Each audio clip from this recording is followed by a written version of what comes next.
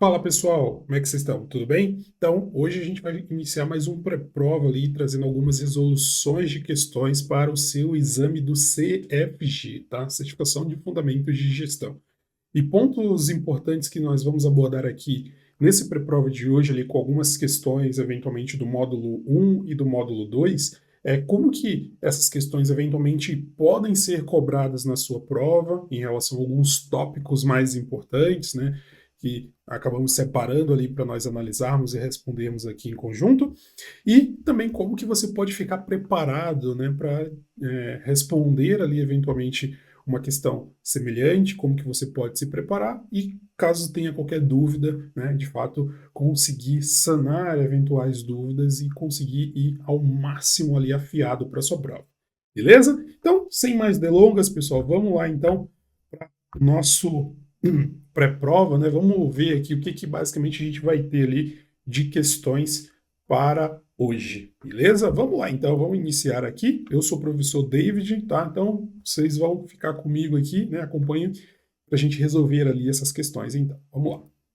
Então, vamos começar aqui, então, pessoal, né, com uma questão ali específica que vai ter, né, uma questão ali de cálculo, né, uma questão relativamente um pouco mais simples, né, mas uma questão que eventualmente pode ser ali uma dúvida para vocês em relação a como resolver essa questão ali na prova, caso ela venha a cair, tá? Então vamos analisar ali a questão.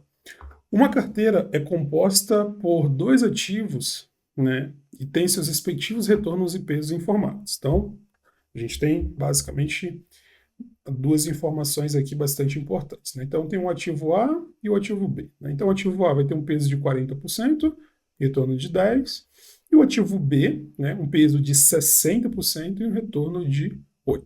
Percebam, pessoal, que se a gente for somar aqui o peso total, esse peso ele precisa ser de 100%, né, no final. Independente se tiver 2, 3, 4, 5, 10 ativos, mas esse peso, sempre o somatório deles precisa ser igual a 100%, tá bom? Que ele vai corresponder ali à carteira como um todo, tá bom? E aí a questão pergunta para gente, qual seria o retorno esperado, né, da carteira considerando essas informações acima? Então o que a gente precisa eventualmente saber é como que a gente faz ali esse cálculo, né? E aqui, pessoal, o que a gente precisa entender é justamente o seguinte, né, para a gente responder essa questão.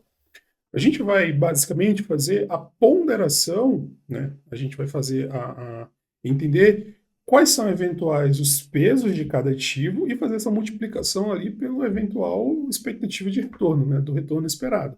E no final a gente soma esses retornos para a gente entender qual que é o retorno esperado do portfólio, tá? Então vamos lá.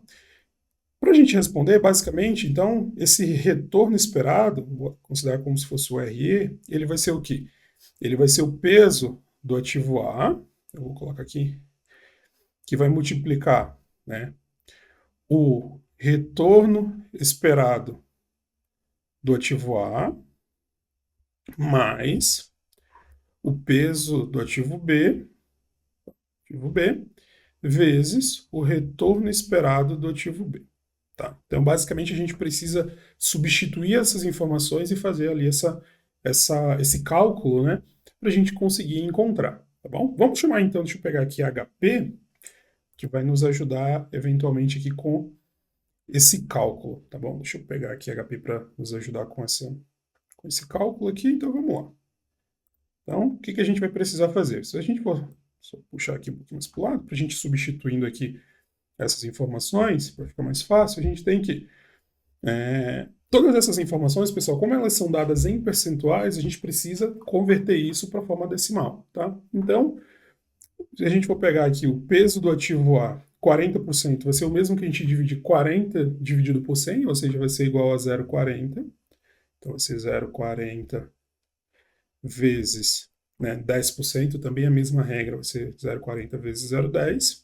Mas 60% vai ser o mesmo que 0,60, que vai multiplicar isso por 0,08, tá? Então, muito importante aqui. Vamos fazer, então, primeiro aqui do ativo A, em sequência a gente faz do ativo B, para a gente ver qual que eventualmente são esses retornos. Então, vamos pegar aqui, né, 0,4, enter, 0,10 vezes.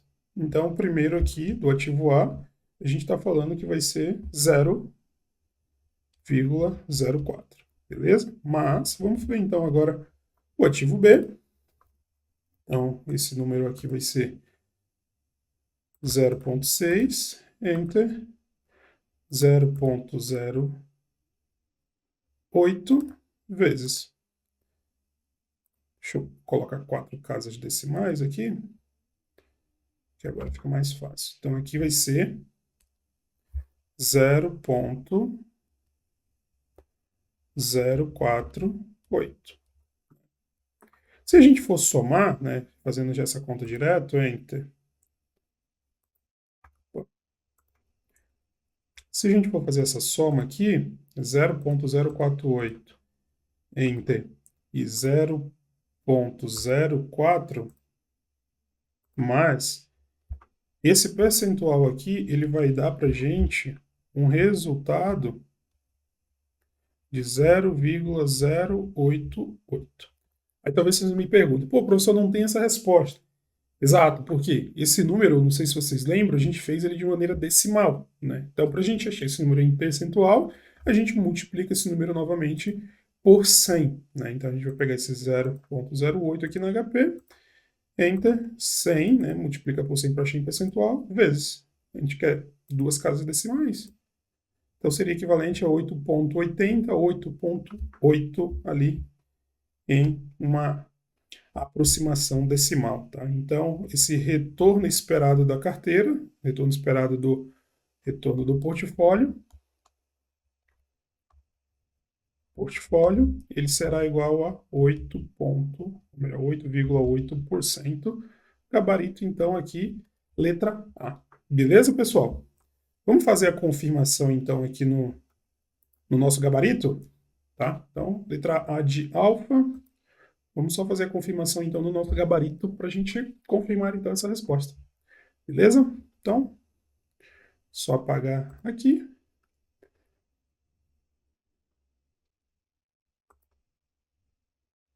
Deixa eu puxar HP aqui já para o lado que a gente não vai mais precisar. Então, beleza. Resposta, de fato, letra A de alfa. Beleza? Vamos lá, então, responder então a segunda questão, tá? É uma questão, pessoal, especificamente que vai tratar sobre modelo de regressão linear, tá? É uma questão bem legal, bem interessante.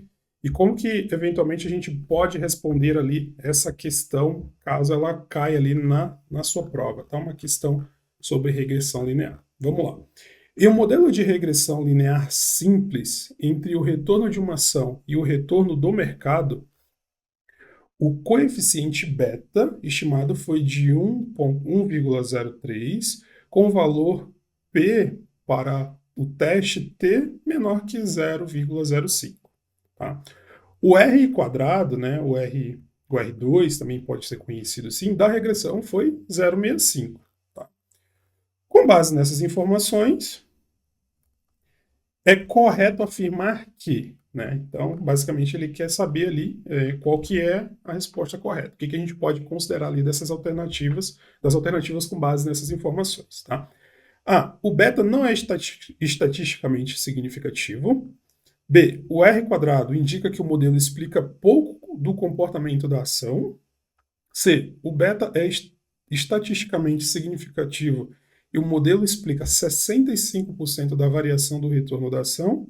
E D, o R quadrado indica que 35% da variação do mercado é explicado pela ação. Então vamos lá, pessoal. Tem algumas informações que foram fornecidas aqui que eu acho que são super importantes. Tá? Eu vou até colocar elas aqui embaixo.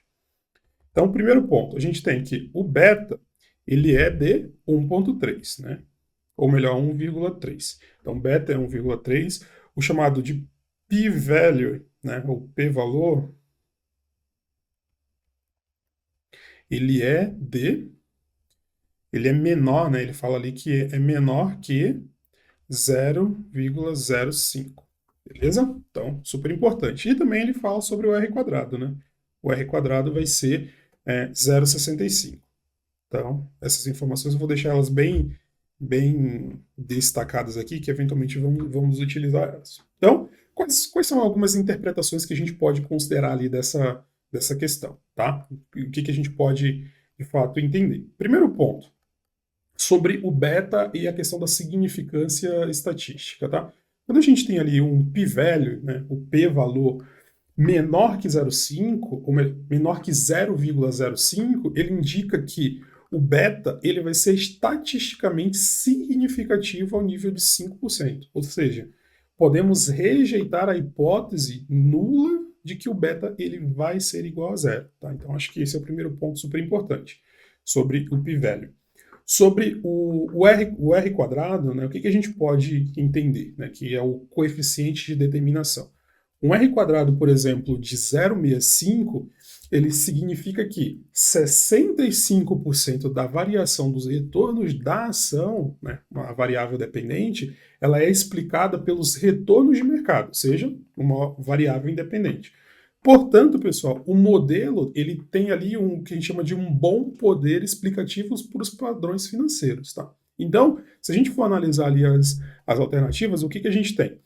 Letra A, o beta não é estaticamente significativo. Essa questão está errada, tá? Porque o p-value menor que 0,05, ele indica que sim, na verdade é justamente o contrário, ele indica que o beta, né, ele é significativo. Então, a gente pode desconsiderar aqui essa questão, tá bom? Então, vamos desconsiderar.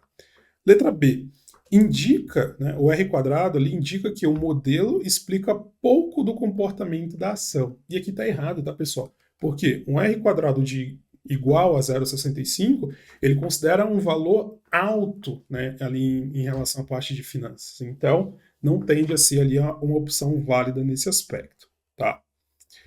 A opção C, tá? O beta é estatisticamente significativo, tá? E o modelo explica 65% das variações do retorno da ação. E aqui está correto, tá? Justamente o que a gente viu, né? Essa interpretação, ela acaba justamente estando de acordo ali com os dados que foram fornecidos, então acaba fazendo muito mais sentido. Então, acho que a C, por enquanto, acaba sendo ali a nossa alternativa correta, eu vou deixar ela aqui. Mas vamos analisar então a letra D.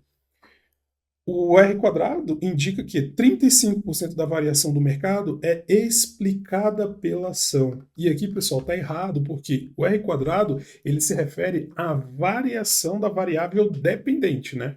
Por exemplo, que é o retorno da ação.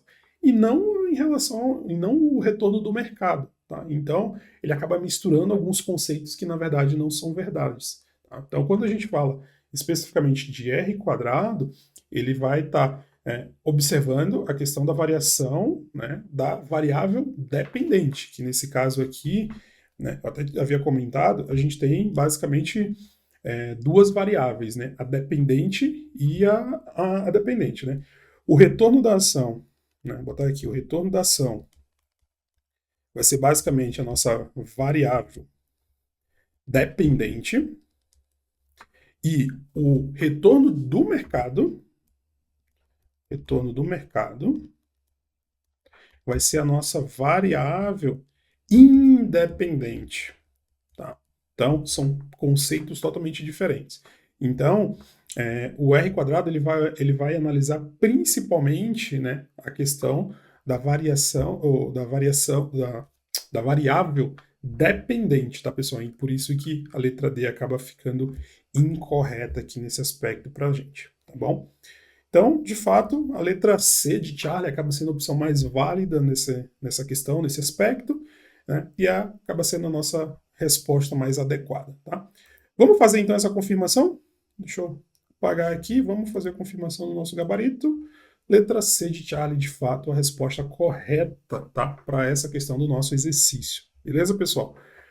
Partimos então, ainda no módulo 1, para questão número 3, tá? Agora é uma questão específica que vai trabalhar sobre fluxo de caixa, né? Como que vai funcionar essa questão ali do fluxo de caixa, tá bom? Então vamos lá. Um gestor está avaliando dois fluxos de caixa com retornos semelhantes, mas estruturados de forma distinta. O primeiro consiste em pagamentos constantes durante 10 anos e o segundo em pagamentos perpétuos. Ao aplicar uma taxa de desconto constante, ele percebe que o valor presente da perpetuidade é maior. Com base nesse cenário, qual a justificativa correta para essa diferença? Tá? Vamos analisar as alternativas. A. A perpetuidade possui menor risco, o que aumenta seu valor presente. B. O valor presente de uma perpetuidade é sempre maior do que uma anuidade quando a taxa de desconto é positiva. C. A diferença, ou melhor, a anuidade sofre maior influência da taxa de inflação, o que reduz o seu valor. E letra D. A perpetuidade, por ter vencimento definido, possui maior valor por unidade de tempo. Tá? Então vamos interpretar essa situação para a gente entender melhor, pessoal. Então a gente tem basicamente ali dois fluxos, né? Dois fluxos de caixa com retorno semelhantes. Então a gente tem, deixa eu pegar aqui, a gente tem a anuidade. A anuidade vai ter ali pagamentos, vou botar aqui pagamentos constantes, vou botar aqui constantes por 10 anos, beleza? E a gente vai ter ali a perpetuidade,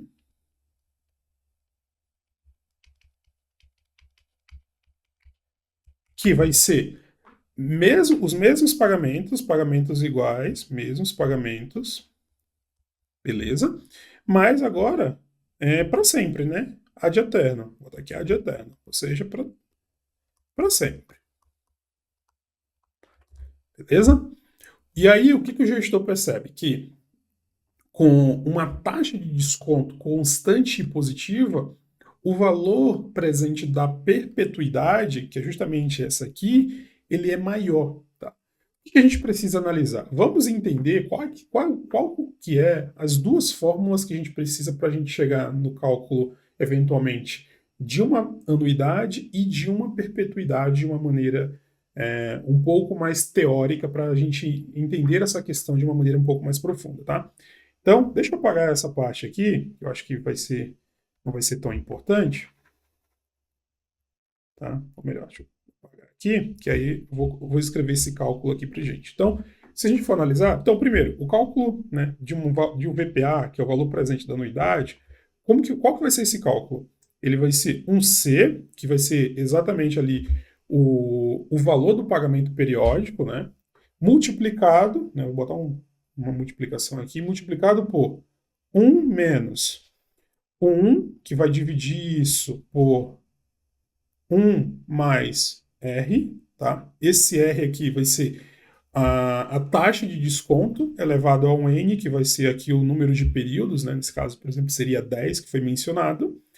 Isso aqui, fechando parêntese, tudo isso é dividido, né? Vou botar aqui um símbolo de divisão, dividido aqui por o mesmo R, né? Que seria ali essa taxa de desconto, tá? Então vamos deixar aqui. Por outro lado, se a gente for considerar qual que é a fórmula do VPP, né, que é o valor presente da perpetuidade, essa fórmula então, vai ser o C, né, que vai ser justamente a mesma questão ali do valor do pagamento periódico, só que dessa vez vai ser dividido isso justamente por essa taxa de desconto, né, por esse R. Então é uma fórmula relativamente mais simples. Eu vou pegar o valor ali do pagamento periódico e vou dividir isso por uma taxa, tá? Beleza, onde que eu quero chegar ali com essas informações? Né? E até fazendo aqui uma comparação, né? Como a perpetuidade, ela basicamente ela nunca termina, né? Falando, né, de um fluxo ad eterno, ela tem mais pagamentos no tempo do que uma anuidade, tá? Eu acho que isso é um fato. Mesmo que a gente eventualmente aplique ali um desconto. Dessa forma, pessoal, isso é super importante mencionar, o valor presente dela vai ser muito maior, tá? Desde que a taxa de desconto seja positiva, tá? Então, analisando essas informações e analisando até o contexto de uma maneira um pouco mais teórica, é isso que a gente tem. E aí, analisando as alternativas, o que a gente pode concluir, tá? Letra A. A perpetuidade possui menor risco que aumenta seu valor presente. Muito pelo contrário, tá errado. Não há nenhuma menção ali em relação à questão de existir uma diferença de risco, né? A diferença, na verdade, ela se deve em relação à questão da estrutura de tempo, tá? Desse fluxo, e não ao risco. Então, por conta disso, essa questão aqui acaba ficando incorreta, tá? Não vai servir para a gente. Letra B. O valor presente de uma perpetuidade é sempre maior do que de uma anuidade quando a taxa de desconto né, é positiva, exatamente o que a gente comentou, né? Então, é uma alternativa que acaba fornecendo, de fato, uma resposta mais adequada aqui para essa questão. Então, eu acho que a gente pode considerar ela, por enquanto, como correta. Tá? Vamos deixar aqui, mas vamos analisar as demais. Letra C. A anuidade sofre maior influência da taxa de inflação, o que reduz seu valor. E aqui, pessoal, essa questão acaba sendo incorreta também, porque os mesmos fluxos, ambos os fluxos, eles estariam sujeitos ali à mesma taxa de desconto, né? Que já pode, inclusive, embutir ali essa questão da inflação. Então, essa diferença, ela não vai ser em relação à taxa, ela vai ser uma diferença estrutural. Tá? Então, também a letra C não estaria correta nesse aspecto. E a letra D, a perpetuidade, por ter vencimento definido, possui maior valor por unidade de tempo. Também está errado, tá? A perpetuidade ela não tem vencimento definido, né? Ela é infinita, ad eterno. Por isso que essa questão acaba trazendo uma contradição que de fato é real. Então, também não vai ser correta aqui. Restando para a gente, de fato, pessoal, letra B, né? B de bravo. Beleza? Nossa resposta. Vamos fazer então essa confirmação no nosso querido gabarito, né? Letra B, de fato, o valor presente de uma perpetuidade ele é sempre maior do que uma anuidade, né? Dada essa questão de um fluxo maior. Beleza? Seguimos então para a questão número 4, tá? Uma questão ainda do módulo 1. Vamos analisar então essa questão e entender como que a gente pode responder ela. Uma questão que vai tratar justamente sobre desvio padrão. Vamos lá. Você é um analista de investimento no banco Shark Blue e está avaliando duas carteiras com a mesma média de retorno. No entanto, observa que uma delas tem desvio padrão significativamente maior do que a outra. Diante disso, qual deveria ser uma interpretação mais apropriada dessa diferença notada? Então, você é basicamente um gestor ali, né? Você é um analista, né? Analisou duas carteiras, viu que elas têm a mesma média de retorno, só que o desvio padrão delas, uma tem um desvio padrão maior do que a outra. Né? O que vai justificar isso? Tá? É isso que a gente vai analisar. Tá? Eu acho que o primeiro ponto, antes da gente analisar, ler as alternativas, o que a gente precisa entender? Tá? O que de fato o desvio padrão ele vai representar? Tá? O desvio padrão nada mais é do que uma forma de mensurar, de medir a volatilidade ali dos retornos, né? Ou seja, quanto que vai ser a questão da variabilidade desses retornos em torno da média, tá? Acho que isso é super importante, essa definição, tá? Isso significa o quê? Que quanto maior o desvio padrão, significa que é maior o risco que vai estar associado à incerteza dos retornos referente àquele determinado ativo ou àquela determinada carteira. Tá? Acho que isso é super importante. Dado essas informações, a gente pode analisar as alternativas e ver qual que pode ser a melhor justificativa. Alternativa A. A carteira com menor desvio padrão necessariamente oferece maior retorno ajustado ao risco? Não, né? Incorreto. Porque, embora possa oferecer ali, eventualmente,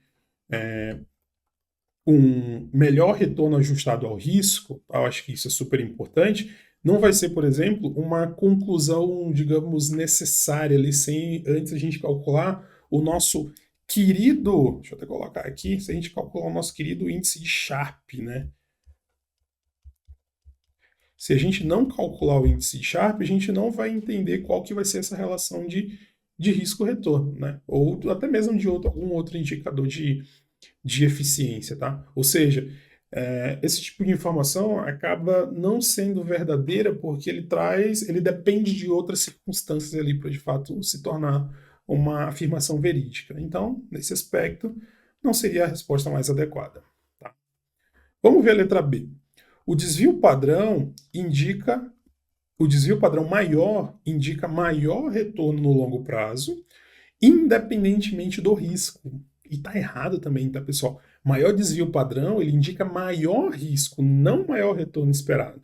E aqui, os retornos médios que a gente viu, que foi até colocado aqui na questão, né, são os mesmos, né? Eles têm os retornos médios semelhantes. Então, essa questão acaba trazendo um conceito ali incorreto nessas afirmações. Vamos pular a letra C, vamos ver a letra D. O desvio padrão é irrelevante para avaliar o risco de uma carteira com média consistente. Muito pelo contrário, né? O desvio padrão ele vai ser justamente uma das principais métricas, né, ali para avaliar o risco, né, independente da média. Tá? Então, quando ele traz essa afirmação, também acaba, digamos, indo justamente contra, né, o que é a realidade. Sobra para a gente, então, de fato, a letra C, né, que ela nos afirma que a variabilidade dos retornos é maior na carteira de maior desvio padrão, implicando maior risco. E está correto, né? Essa interpretação, né, ela é a mais adequada, né, nesse aspecto, visto que justamente a gente entendeu ali qual que é o principal conceito, né, o que representa esse desvio padrão. Tá?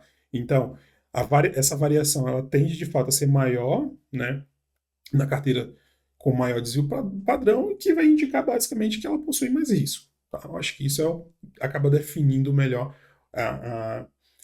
uma interpretação mais viável ali que você, né, como sendo esse analista, pode concluir, tá bom? Então, letra C aqui acaba sendo a nossa resposta correta aqui dessa questão. Beleza, pessoal? Confirmando aqui com o nosso querido gabarito, letra C de Charlie, a nossa resposta correta. Questão número 5, pessoal, uma questão que vai tratar sobre VAR, né? Uma questão de Value at Risk. Vamos analisar então essa questão. Um gestor de investimento está conduzindo uma análise de risco de uma carteira composta por diversos ativos, utilizando simulações baseadas em retornos históricos.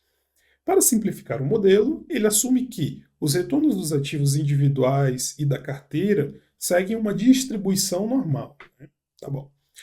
Essa abordagem é frequentemente utilizada em métodos como o cálculo de Value at Risk, né, o VAR paramétrico. Considerando essa premissa, qual das seguintes limitações é mais relevante em relação ao uso da distribuição normal para modelar os retornos dos ativos financeiros? Tá, pessoal? Então, basicamente, o que a questão ela quer saber é, dado essa questão de utilizar o modelo de um VAR paramétrico, quais são eventualmente as principais limitações ali que o gestor ele pode encontrar quando está fazendo essa questão da modelagem, né, da utilização nos ativos financeiros ali de um determinado portfólio, tá bom? Vamos analisar então alguns pontos, tá? Primeiro, né, fazendo uma análise de uma maneira um pouco mais direta com base na parte de finanças quantitativas, né? Quando a gente fala de distribuição normal, que é basicamente aquele gráfico que a gente estuda desde a CPA 20, né? Um gráfico que você entende os percentuais de grau de confiança 68, 95, 99%, aquilo que a gente chama de distribuição normal, tá? Quando a gente considera essa distribuição normal, a gente fala que ela é simétrica, ou seja, ela é igual ali para os dois lados, tá? E ela possui basicamente caudas finas. Se a gente for olhar ali no final, aquele finalzinho ali das pontas, ele possui uma cauda bem pequena, né? O que a gente considera, por exemplo, sendo essas caudas finas, o chamado de baixa probabilidade a eventos extremos, ou seja, aquilo que eventualmente está ali naquelas pontas, as chances de acontecer são relativamente baixas, né? Eventos, né, um pouco mais extremos. Porém, quando a gente fala ali, por exemplo, de retornos de ativos financeiros na prática, como é que eles costumam apresentar? Costumam apresentar através de curtose excessiva, que seria o que? Como se a gente fazendo uma comparação ali com aquele gráfico, chamado também de cauda pesada, que seria justamente o que? Os retornos extremos, eventualmente uma perda ou um ganho muito grande, que eles ocorrem com mais frequência do que o previsto pelo normal. Tá?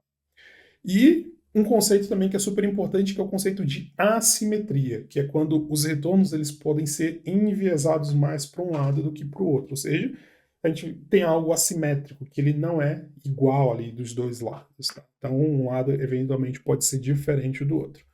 E um outro ponto importante que a gente pode considerar é a questão da volatilidade, né, no tempo, que ela pode ser capturada ali por alguns modelos, né, alguns mecanismos, inclusive um modelo conhecido, né, vou até colocar aqui em cima, como GARCH, tá? Um modelo que pode ser utilizado ali para a questão de capturar a volatilidade, né, da variável no tempo. Tá? Mas vamos entender o porquê que essas informações são importantes para a gente avaliar ali as alternativas. Tá? Vamos começar aqui pela letra A. Opa, deixa eu puxar aqui. A suposição de normalidade implica variância constante e nula ao longo do tempo, o que torna o modelo inadequado para ativos voláteis. E essa questão, pessoal, ela está incorreta pelo seguinte motivo, tá? A distribuição normal em si, ela não implica uma variância nula, tá? E sim uma variância constante, tá? Então, mas o erro aqui, por exemplo, ele não vai ser especificamente sobre isso, mas sim sobre falar que a variância é nula, né? E, de fato, acaba sendo um ponto ali, até ressaltando, que é relativamente incorreto, tá? Então, essa variância aqui, ela não é nula, né? Ela é constante. Então, essa afirmação acaba sendo incorreta ali, se a gente for seguir, de fato, o que a teoria das finanças quantitativas ela nos diz, tá? Vamos pular a B, vamos ver a letra C e a letra D. Ou melhor, vamos pular a letra C, vamos analisar a letra B e a letra D. A distribuição normal tende a superestimar a frequência de retornos dentro da média e subestimar eventos de baixa probabilidade e alto impacto, tá? E aí, pessoal, essa alternativa, se a gente fosse analisar de uma maneira um pouco mais direta, ela até poderia estar incorreta, tá? Porque, de fato, se a gente for analisar de uma maneira mais fria, né, nos detalhes, a curva normal, de fato, ela subestima a probabilidade ali de eventos extremos, acho que isso é super importante, que é aquilo que a gente comentou, e também é verdade que ela pode atribuir mais probabilidades a retornos próximos da média do que é observado ali, eventualmente, empiricamente, tá? Qual que é o ponto que, de fato, faz com que essa questão esteja incorreta, tá? Por quê? A alternativa B, ela tem ali uma falta de rigor, né, conceitual, onde ela fala superestima a frequência, né, que é justamente essa parte aqui, superestima a frequência de retornos dentro da média, tá? E, de fato, isso não é uma formulação muito precisa, né? Por quê? Em termos estatísticos, a distribuição normal, né, ela tem menos massa de probabilidade nas caudas, né, nas pontas, né, e mais no centro, né, ali naquela parte onde a gente tem aquela ondulação que faz aquela barriga, né, aquela parte de cima. Em comparação, por exemplo, com os centros de distribuição de curtose excessiva, tá? Mas dizer que ela superestima, por exemplo, o centro acaba sendo algo ambíguo, tá? Pois, de fato, depende ali de uma comparação com a distribuição real dos dados, tá? Então, acho que esse é, de fato, o primeiro ponto. Segundo ponto, por que de fato acaba não sendo a melhor alternativa, né? Porque a principal crítica à distribuição, quando a gente fala da principal crítica da distribuição normal, na parte de finanças, é que, de fato, ela não captura a curtosa elevada dos retornos financeiros, né? E é justamente o que a gente vai ver, inclusive, na alternativa C, né? Que na letra B acabou não explicando melhor esse aspecto e, por isso, ela acaba não sendo a melhor alternativa, tá bom? Então, também a gente pode descartar.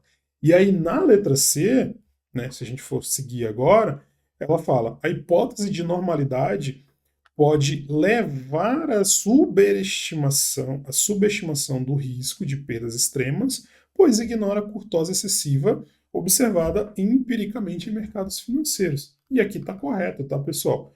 Justamente pelo fato de, na letra C, essa alternativa ela vai trazer um conceito, que a gente chama de conceito um pouco mais técnico, que é o verdadeiramente adequado. Né? Curtose excessiva, que a gente também existe um termo para isso, que são os fat tails, né? Caudas gordas, né? Em uma expressão direta, que é justamente o quê? A principal crítica do uso da normalidade no modelo de modelagem de risco. Né? Ou seja, são algumas das principais limitações de você usar o VAR paramétrico. Ou seja, eventualmente, tudo aquilo que for de curtose, for essa parte da curtose excessiva, ele não vai ali fazer essa captura de uma maneira adequada. Tá? Então a letra C, de fato, ela traz uma afirmação corretíssima, né? Então, ela vai subestimar esse risco das perdas extremas, né? Ou seja, ela não vai considerar isso de uma maneira muito apropriada. Então podemos considerar a letra C por hora como nossa alternativa correta.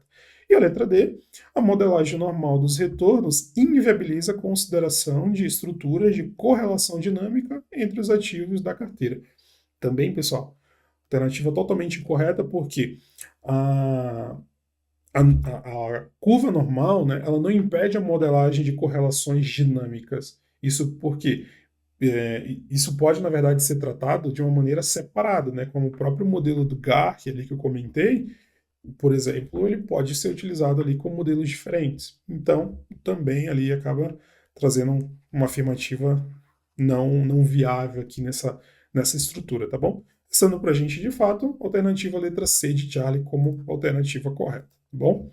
Confirmando aqui, então, com o nosso gabarito, letra C, né, acaba sendo a alternativa mais válida aqui nesse aspecto. Beleza, pessoal?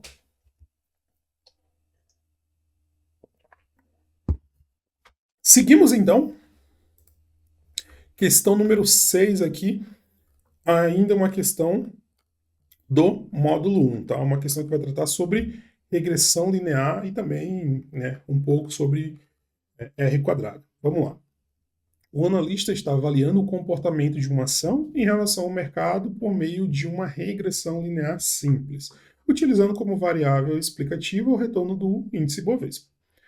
O coeficiente beta estimado foi de 1,75 e o coeficiente de determinação R quadrado foi de 0,20. Com base nesses resultados e considerando os conceitos de risco sistemático e qualidade do ajuste do modelo, qual das afirmações abaixo é a mais adequada? Tá? Então vamos separar algumas informações aqui que foram fornecidas que são super importantes. Tá? Primeiro ponto. Quando a gente fala, por exemplo, de regressão linear, né? O que basicamente vai ser essa questão da regressão linear? A regressão linear entre o retorno da ação, que vai ser ali a nossa variável dependente, né? Que a gente viu ali, inclusive, em uma questão anterior, e o Ibovespa, né? Em relação ao índice do Ibovespa, né? Que vai ser a nossa variável independente, tá? Então, vou colocar aqui variável, cadê? Aqui. Vou botar aqui, variável dependente vai ser o retorno da ação, beleza? E a nossa variável independente vai ser ali o IBOV, né? Nosso querido IBOV. Beleza, acho que isso é uma informação importante. Segundo ponto que a gente pode destacar aqui em relação aos números, né? Então a gente tem um beta estimado. Esse beta estimado ele é de 1,75. Tá? Que basicamente um beta de 1,75 ele nos indica? Indica que existe uma alta sensibilidade ali ao mercado. Né? Significa que enquanto o mercado está performando 1, né, o comportamento de uma ação, por exemplo, ela vai estar né, com um comportamento muito maior, né? Vai estar com um comportamento de 75% a mais do que a média de mercado. Então aqui vai ter a gente chama de alta sensibilidade, né? Alta sensibilidade ao mercado. Beleza? O que mais? R quadrado, né? Então a gente tem um R quadrado e o R quadrado ele nos diz que ele é de 0,20. O que isso nos indica? Que apenas 20%, né, da variação dos retornos, né, é explicada pelo Ibovespa, tá? Então, 20% das ações desse retorno, ela vai ser explicada aqui das variações do retorno da ação, que é a nossa variável dependente, vai ser explicado pela variável independente, tá? Então, acho que isso é super importante. 20% ou melhor, para ficar melhor aqui, 20%. Beleza. 20% da variável, vou botar aqui da variável dependente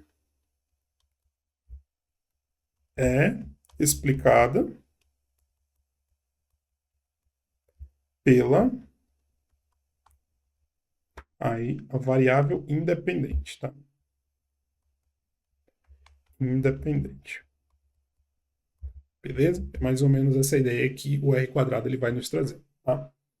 E aí, trazendo alguns conceitos ali importantes também que a gente pode considerar, tá? O beta, né? A gente já viu que ele Ele vai medir justamente essa questão da sensibilidade das ações em relação à média de mercado, né? Então, como a gente tem ali um beta maior do que um beta de 1,75, essa ação vai ser mais volátil. E o R quadrado, que ele vai medir, né, o quanto a variação da ação, da variável dependente vai ser explicada pela independente, né? Então, significa que 20% ali é explicado pelo IBOV, do retorno das ações, dessa performance, e os 80% restante, eles vão ser explicados por outros fatores, né? Não sistemáticos e até, eventualmente, outros riscos ali não incluídos no modelo, tá? Então, acho que aqui são pontos importantes que a gente deve considerar. Como que a gente traduz essas informações e analisa essas alternativas agora? Vamos lá. Vamos começar de baixo para cima. Letra D. O baixo R quadrado invalida totalmente o uso do modelo para estimar a sensibilidade da ação no mercado. E aqui está incorreto, tá, pessoal? Porque o R quadrado baixo, ele vai indicar, ou melhor, ele pode ali explicar, ele tem um poder explicativo do modelo como um todo, tá? Mas ele, de fato, assim, de uma maneira, ele não vai invalidar automaticamente o uso do beta, por exemplo. Tá? O beta ele ainda pode ser estatisticamente significativo. Tá? Então, o fator de um R quadrado baixo ele acaba não sendo ali um fator que vai trazer uma determinação ele por si só. Tá? Então, essa questão acaba não sendo viável ali para essa afirmação, né, em relação à questão dos conceitos de risco sistemático, tá? Vamos ver a letra C. O R quadrado de 0,20 indica que a maior parte da variação do retorno da ação é explicada pelas variações do Ibovespa. Também está incorreto, né? Como a gente viu ali no início, né, aqui na parte das explicações, um R quadrado de 0,20 ele vai significar, né, que apenas 20% da variabilidade ela é explicada pela variável independente, que é justamente o IBOV, né, que foi utilizado. Ou seja, a maior parte, que é justamente os 80%, ela não vai ser explicada, ou seja, vai ter outros fatores ali que vão ser responsáveis por essa determinação. Então, não vai ser a maior parte dessa variação que vai ser justificada ali pelo IBOV, né? Vai ser apenas 20%. Então, aqui está incorreto. Vamos ver a letra B. O beta elevado revela que a ação tem características defensivas com menor volatilidade em relação ao mercado. Tá errado, né, pessoal?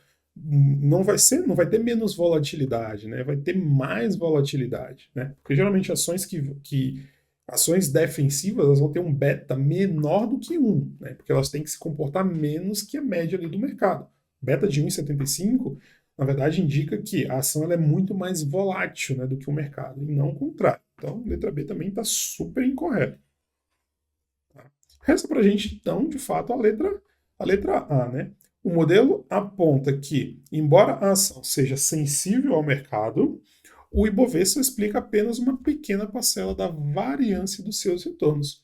E aqui, de fato, está correto, né? Eu acho que a melhor afirmação que vai explicar bem, né, o motivo de um beta elevado, que é justamente essa questão da sensibilidade, e um R quadrado mais baixo, né, que vai ser a qualidade desse ajuste. Tá? Então, letra A acaba sendo uma alternativa válida aqui para essa questão, né? A de alfa, alternativa correta.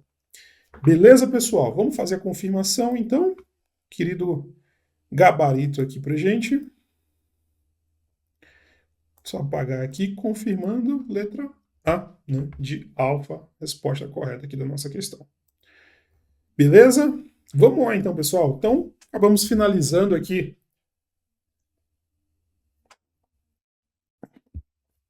as principais questões do módulo 1, né? Agora a gente entra para o módulo 2, trazendo algumas questões também envolvendo alguns cálculos, algumas questões contendo principalmente a parte de conceitos, né? Como que podem eventualmente ser cobrados na sua prova.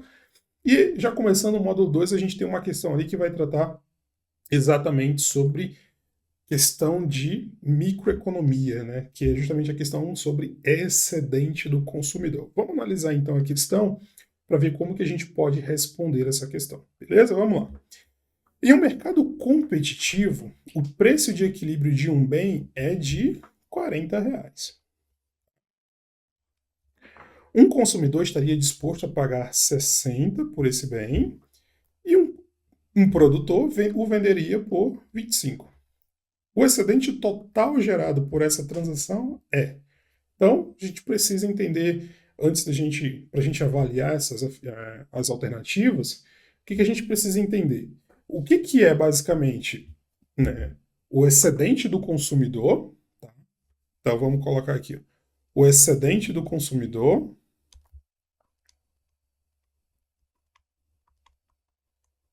O que vai ser? O excedente do produtor.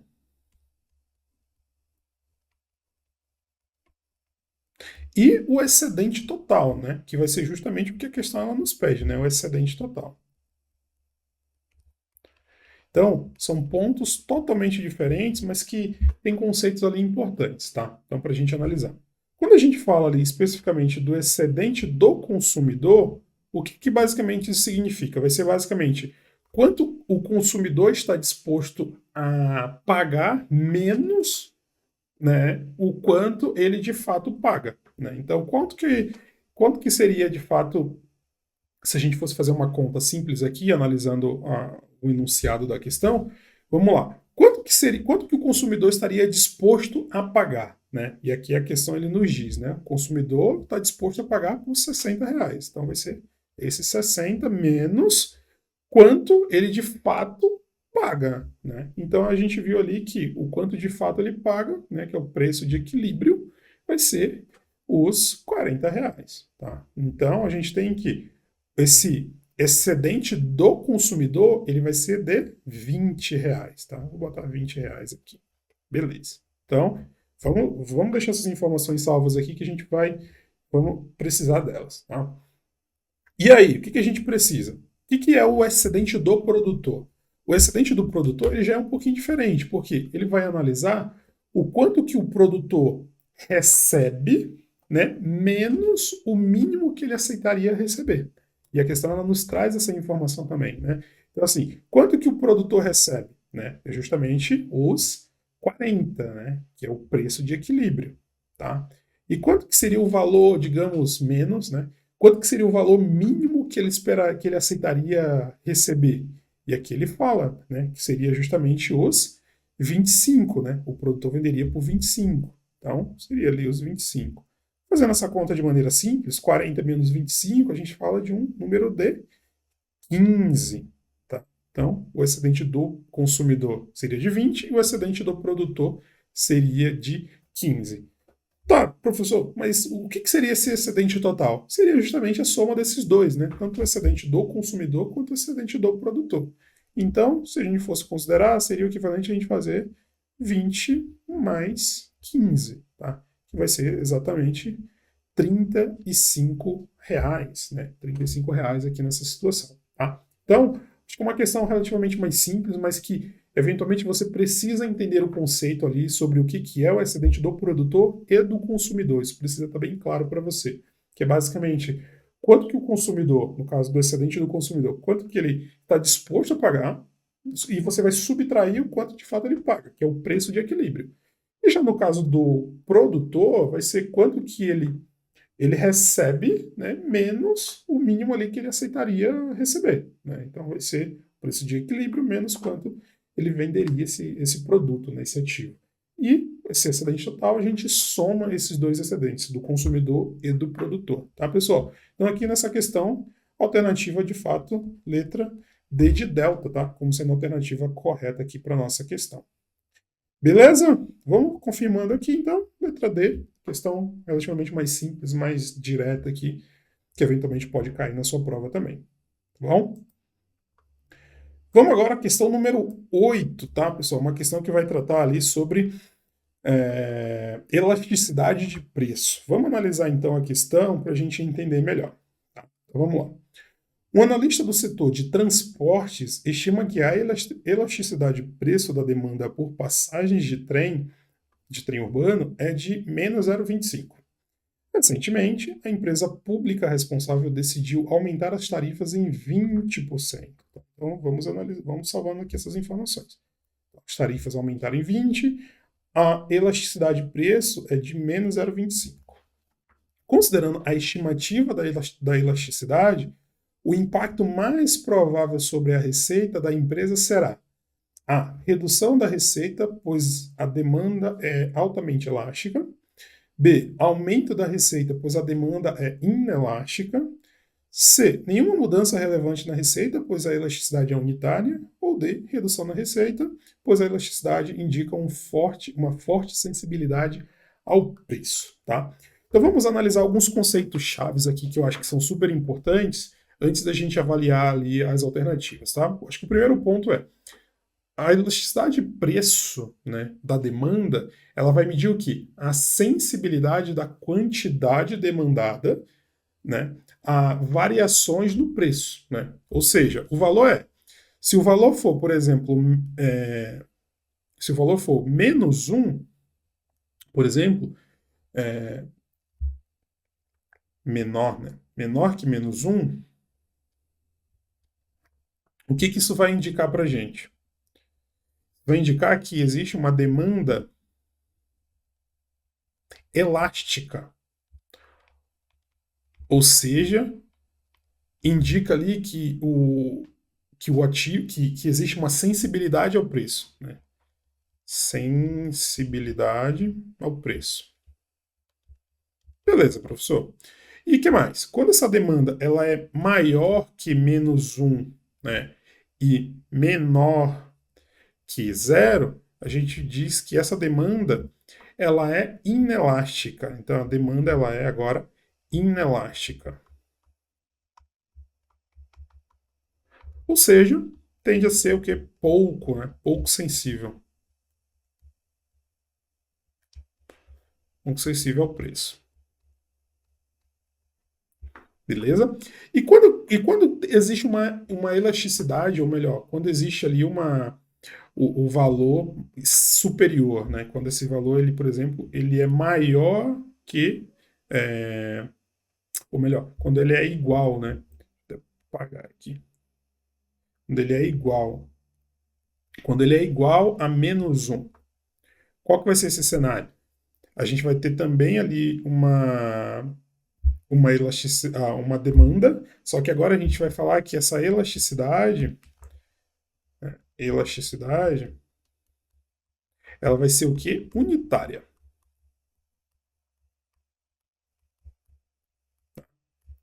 Então, assim, conceitos de economia, né, principalmente eu acho que isso é super importante, que basicamente a gente precisa entender, tá?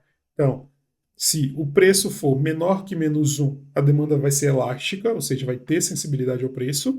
Se a demanda for maior que menos 1 e menor que 0, essa demanda vai ser inelástica, ou seja, vai ter pouca sensibilidade ao preço. E se for igual a menos 1, essa elasticidade vai ser unitária, tá? E aí o que a gente tem na questão? A gente tem que essa elasticidade ela é de 0,25, ou seja, ela vai ser uma demanda ali, segundo essas três opções aqui que a gente viu,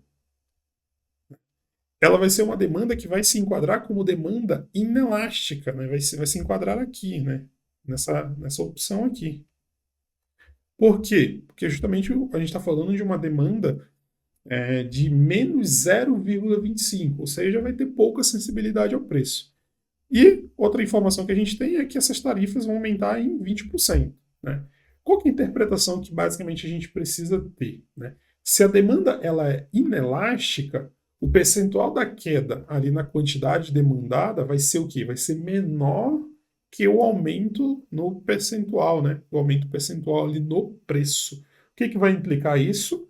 Né, uma receita total maior, ou seja, essa receita dessa companhia, no caso dessa empresa ali de transportes, ela vai aumentar. Só que a elasticidade ela não vai mudar, né? Ela vai ser inelástica. Então, se a gente for analisar as alternativas que vai acontecer, a gente tem que redução da receita? Não, né? A gente nem analisa o restante. Então, redução da receita não vai ser. Nenhuma mudança também não vai ser. E redução da receita aqui também não vai ser. Né? Então, perceba que fica até mais fácil ali a gente analisar e já matar de cara ali as alternativas.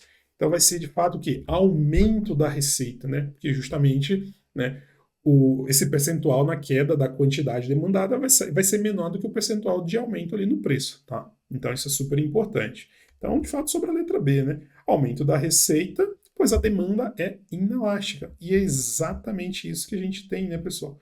Então, a gente tem uma demanda inelástica, ou seja, vai ter pouco impacto ali, pouca sensibilidade no preço, mas a receita da companhia vai continuar aumentando, vai continuar subindo. Beleza?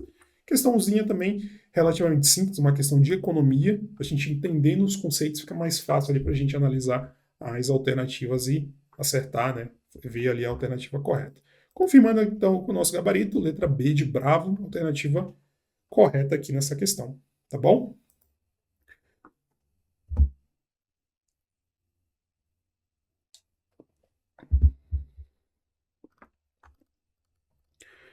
Vamos agora para a questão número 9, tá, pessoal? Uma questão que vai tratar sobre PIB versus PNB, né? Produto Interno Bruto versus Produto Nacional Bruto. Diferença, eventualmente, e como que a gente pode fazer uma análise entre esses dois indicadores. Uma empresa brasileira possui filiais e operações em diversos países, incluindo lucratividade significativa em seus negócios no exterior.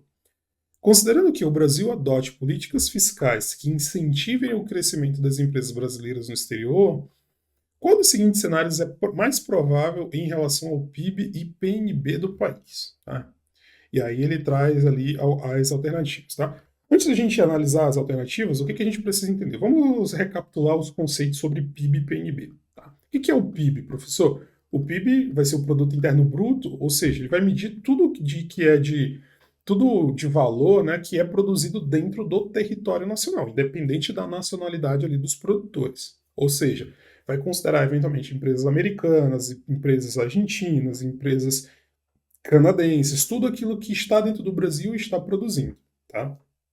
Então, esse é o conceito do PIB. E o conceito de PNB, que é o Produto Nacional Bruto, ele vai medir todo o valor que é produzido por residentes nacionais, independentemente de onde eles estejam no mundo.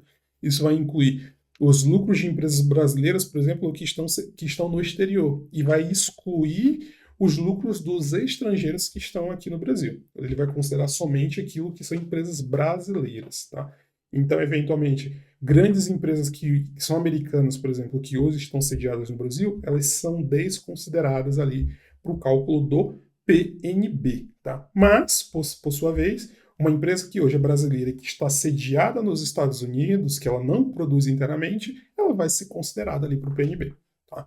Então, o que a questão basicamente ela nos diz? A gente entendendo agora esse conceito ali, essa diferença entre PIB e PNB. A questão nos diz que essas empresas brasileiras elas têm operações ali lucrativas no exterior. Então, o que basicamente isso implica? Isso implica num aumento do PNB, né? Ou seja, se ela tá ganhando muito dinheiro lá fora, esse valor eventualmente vai ser considerado ali para o PNB, já que ela é uma empresa brasileira, né? Porque ela gera ali uma renda de fatores que é recebida no resto do mundo. Tá? Como essas receitas elas não entram no PIB, por ser produzidas lá fora, elas entram no PNB. Por essa forma, por essa maneira, a gente tem e deduz, logicamente, que o PNB ele tende a ser maior do que o nosso PIB. Tá? Por quê? Eu tenho muito mais, digamos, muito mais volume de empresas, muito mais lucratividade sendo considerado no PNB que não vai entrar no PIB, nessa situação específica, tá? Então, esse aqui basicamente vai ser o conceito que a gente precisa analisar, tá? Então, essa vai ser o cenário ideal. Então, aqui a gente já pode, inclusive, desconsiderar uma série de alternativas aqui, sem nem analisar. Então, assim, PIB será superior ao PNB? Errado. Então, aqui está errado. Vamos analisar então. PNB será menor do que o PIB? Também vai estar errado. Tá? Então a gente pode desconsiderar. Não vamos nem ler o restante da questão, tá bom? Letra C, o PNB e PIB serão equivalentes? Muito pelo contrário, tá? E a gente já viu aqui essa diferença e o motivo, e de fato a gente já chega na resposta de maneira super rápida, até para você na tua prova, como que você pode ganhar tempo e gastar esse tempo adicional ali com uma questão eventualmente que seja mais complexa. Vamos analisar então a nossa resposta. Por que enfim, vai ser a letra D? O PNB será superior ao PIB, isso está correto, pois o Brasil está gerando mais receita com seus investimentos internacionais, de fato, né, porque essas empresas têm muitas operações fora do Brasil, do que é produzido internamente. Correto, pessoal, aqui, de fato, melhor alternativa que, de fato, está definindo exatamente o que a gente precisa. Tá? Então, sem sombra de dúvidas, a letra D acaba sendo a nossa querida resposta correta aqui nessa questão. Beleza? Então, questão número 9, letra D de delta, nossa resposta correta aqui. Beleza, pessoal? Confirmando com o nosso gabarito, letra D, então, de delta. Beleza? Fechou? Dá uma respirada, calma, bebe uma água, toma um gole ali, né? Vamos então seguir ali então para as últimas questões, né? Para a gente finalizar então o nosso querido pré-prova. Vamos lá. Questão agora, pessoal, número 10, tá? Uma questão que vai tratar justamente sobre curva de Ladder, né? Curva de Laffer. Vamos analisar então essa alternativa que vai mostrar sobre como que vai funcionar essa curva. O governo de um país decide aumentar a carga tributária na expectativa de aumentar a arrecadação, tá? Muito comum hoje. Contudo, percebe-se uma queda na arrecadação após o aumento dos impostos. De acordo com a curva de Laffer, qual a justificativa explica melhor esse fenômeno? Tá? Letra A. Aumento excessivo nos impostos reduz o incentivo à produção e ao consumo, levando à queda na arrecadação. B. A curva de Laffer sugere que a arrecadação sempre aumentará com o consumo da carga tributária, independentemente da taxa de imposto. C. O aumento da carga tributária leva a uma maior arrecadação, mas a inflação reduz a capacidade de compra da população. E D. A curva de Laffer não se aplica a economias em recessão, onde a arrecadação será sempre baixa. Tá? Então vamos lá, pessoal. O que essa questão ela vai abordar sobre curva de Laffer, né? Que é um conceito um pouco mais conceitual, né? Um conceito mais central ali na parte de economia, que ele vai ilustrar a relação entre taxa de imposto e a arrecadação do governo, né? A curva de Laffer, ela basicamente sugere que, em alguns pontos, né, aumentar a carga tributária além de um certo limite, né, ele pode reduzir a arrecadação em vez de aumentar. Como que isso acontece, professor? Como que isso é possível? E aí vamos ver alguns pontos sobre justamente a curva de Laffer. Em taxas de impostos, né, quando elas são muito baixas, por exemplo, a arrecadação ela é baixa. Por quê? Pois a base tributária, né, quem paga os impostos, ele não gera uma arrecadação significativa. Num cenário contrário, quando as taxas de impostos elas são moderadas, a arrecadação ela aumenta, né, porque justamente o governo ele consegue capturar ali uma parte considerável da produção sem desincentivar muito a atividade econômica. E já num cenário em que as taxas de impostos elas são muito altas, a arrecadação ela começa a cair um pouco, porque impostos muito altos eles vão fazer justamente uma desestimulação à produção, né? O consumo, o investimento, e vai levar exatamente a uma redução na atividade econômica, consequentemente na base tributária.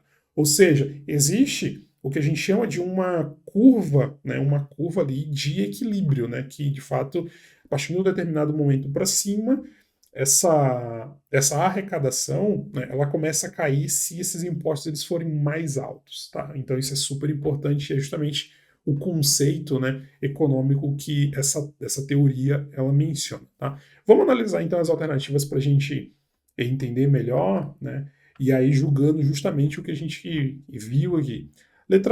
Vamos começar de baixo para cima. Letra D. A curva de Laffer não se aplica a economias em recessão, onde a arrecadação será sempre baixa. É errado, tá, pessoal? Porque a curva de Laffer ela vai ser uma teoria geral e ela se aplica basicamente em qualquer economia, tá? Desde uma economia em recessão, uma economia subdesenvolvida ou super desenvolvida, tá? Incluindo inclusive cenários em recessão.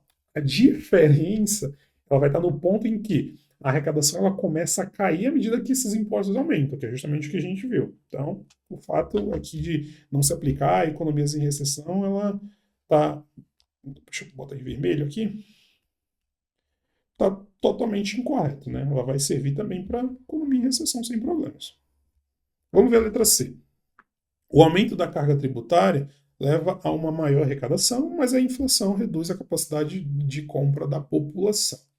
E aqui, pessoal, essa informação ela está incorreta porque a curva de Laffer ela não foca, né? Ela foca, na verdade, na relação entre taxa de imposto e arrecadação, e não diretamente ali com a inflação, tá?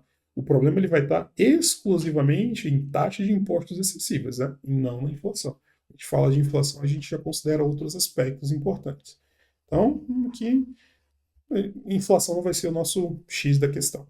Letra B. A curva de Laffer sugere que a arrecadação sempre aumentará com o aumento da carga tributária, independentemente da taxa de imposto. Também está errado, né? A gente viu que existe uma curva ali e que, a partir de um determinado momento, se essa essa carga tributária ela fica muito pesada, essa arrecadação ela começa a diminuir.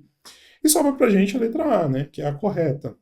Aumentos excessivos nos impostos reduzem, olha só, reduzem o incentivo à produção e ao consumo, levando a uma queda da arrecadação. Exatamente o que a gente viu. Ou seja, se essa carga tributária ela começa a ficar tão pesada, mas tão pesada que, eventualmente, investidores, empresários, eles não têm mais essa condição ali, eventualmente, de produzir mais produtos ali para consumo, eventualmente eu não vou ter o produto, consequentemente não vou ter quem compre, não vou ter essa geração de imposto, quer seja na venda, quer seja na compra, consequentemente eu não recolho mais imposto. Então acaba sendo uma consequência que a gente chama de consequência bola de neve, né? Ela acaba impactando diversos outros pontos, né? Acaba sendo cumulativo ali. Então, de fato, precisa haver um determinado nível de equilíbrio, tá? Então, letra A, pessoal, é a alternativa correta, né? Para essa questão, sem sombra de dúvidas, a nossa alternativa correta. Confirmando, então, no nosso gabarito, letra A de alfa é a resposta, né? Nossa resposta aqui que melhor se enquadra nessa situação. Beleza?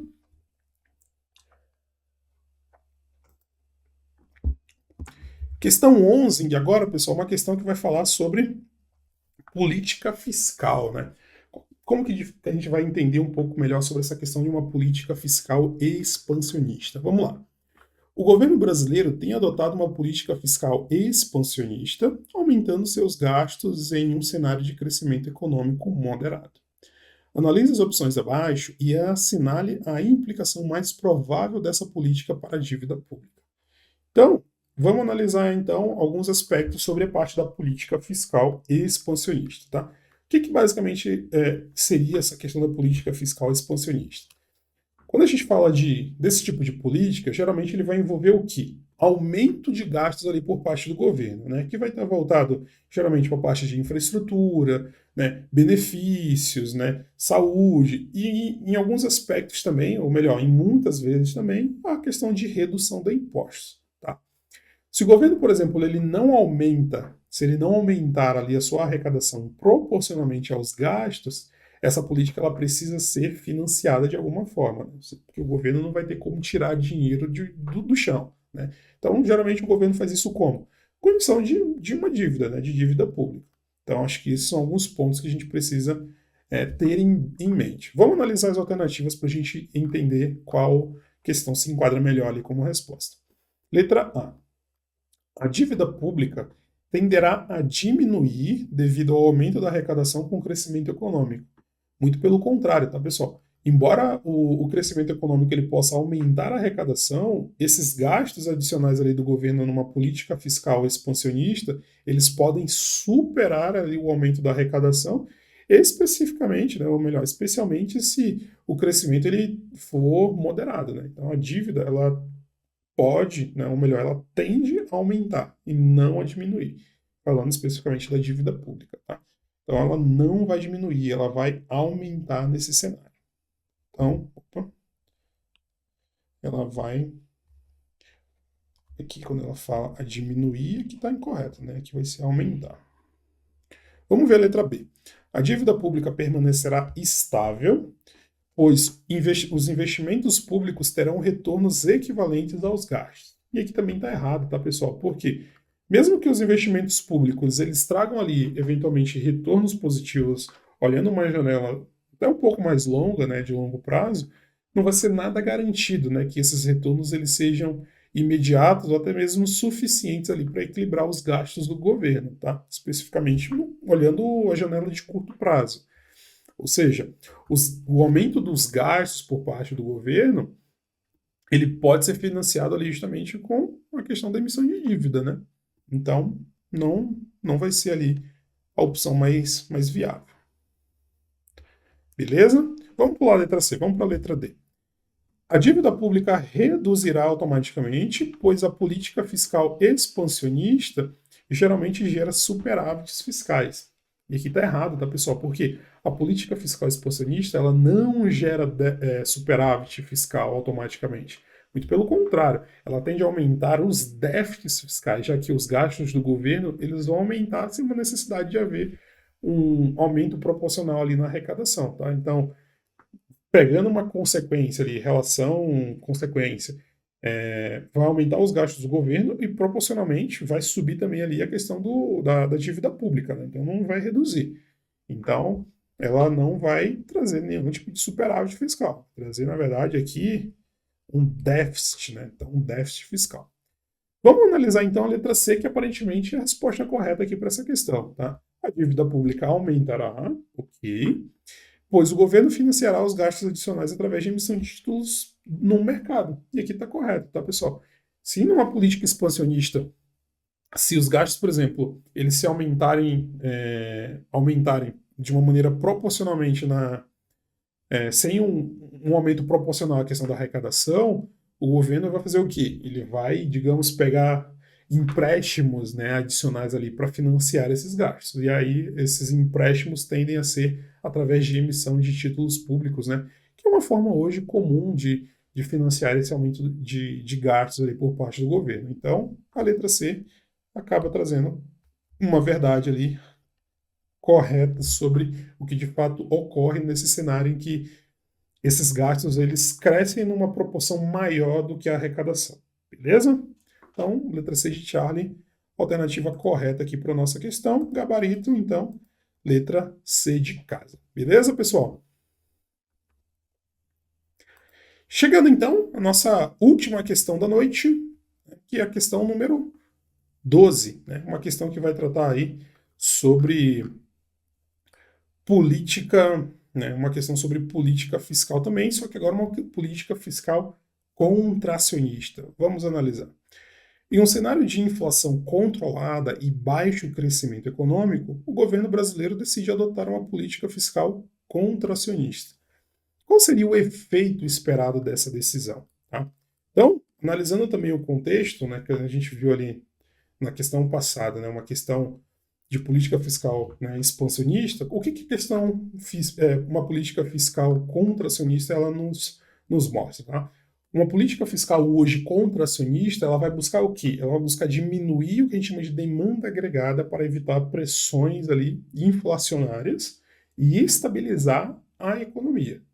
Isso pode ser feito ali de diversas formas, né? Mas principalmente por reduzir os gastos do governo ou até mesmo aumentar os impostos, né? O que vai diminuir ali o poder de compra das famílias e das empresas, levando eventualmente ali uma diminuição da produção e até mesmo um aumento ali do desemprego, olhando uma janela de curto prazo, tá?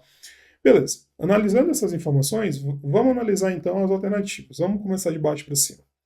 Alternativa D. Estabilização das taxas de juros e controle de inflação devido à maior oferta de bens e serviços. E aqui, pessoal, essa questão tá incorreta, tá? Porque, embora uma política fiscal contracionista ela possa ajudar ali a controlar a questão da inflação, ela não vai estar diretamente ligada, por exemplo, não vai estar diretamente relacionada a uma questão de maior oferta de bens e serviços, por exemplo. Né? O principal efeito vai ser o quê? Reduzir a demanda agregada, né? Reduzir essa questão de demanda. Além disso, a estabilização ali das taxas de juros ela pode ocorrer por quê? Por causa das ações do Banco Central, né, que eventualmente pode julgar ser interessante fazer esse aumento ou essa diminuição, e não apenas devido à questão de política fiscal. Então, a alternativa D, ela traz ali conceitos que eventualmente não se enquadram aqui como a resposta mais adequada. Então, letra D aqui acaba ficando de lado. Vamos ver então a letra C. Redução da carga tributária, incentivando o consumo e investimento. Também vai estar errado, tá? Por quê? A política fiscal contracionista geralmente ela envolve o quê? Aumento dos impostos, ou seja, redução de benefícios. E aqui é justamente uma questão contrária, né, que ele está falando. Ele vai reduzir, né, o efeito hoje, por exemplo, de uma política fiscal contracionista, vai reduzir o consumo, reduzir o investimento. Redução de carga tributária, que é o que é comentado na questão, é uma característica, na verdade, de uma política fiscal expansionista, não contracionista. Então, também está incorreto. Letra B. Estímulo à demanda agregada? Não. Levando um aumento de produção e do emprego? Não. A gente vê justamente o contrário, né? Então, vai ser justamente alguma forma ali de conter, né? Assim, de reduzir essa questão da demanda agregada e, consequentemente, isso tende ao quê? A aumentar o quê? O desemprego e diminuir a produção. Então é justamente o contrário, né? Então ele trouxe conceitos ali bem confusos que na verdade não são corretos. Sobra para a gente então, pessoal, a nossa letra A, né? Aumento do desemprego e diminuição da produção devido à redução dos gastos públicos. Esse é o correto. Então o governo ele para de gastar, para de fato trazer incentivos ali em relação ao país, consequentemente, se o governo não está gastando, não está investindo, as empresas têm menos incentivo, produzem menos, elas vão precisar de menos funcionários, existe ali um aumento de desemprego, pelo menos no curto prazo, e a produção também, consequentemente, com menos funcionários trabalhando, diminui também num primeiro momento. Tá? Então, a letra A traz perfeitamente todos os conceitos de consequência que acaba acontecendo ali de efeitos, né, com a política fiscal contracionista. Beleza? Então, resposta correta aqui, segundo, olhando o nosso gabarito também, letra A de alfa. Beleza, pessoal?